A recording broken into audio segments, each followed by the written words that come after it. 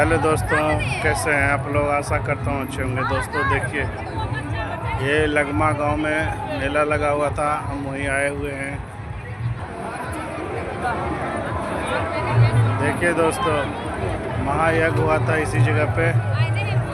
108 पंडित आए थे यहाँ पे पूजा करने के लिए। ये लगमा गांव में हुआ था। देखिए, इसका दृश्य हम आपको दिखा रहे हैं। यहाँ मेला लगा हुआ है, आज आखिरी दिन है। देखिए इस तरीके से जो है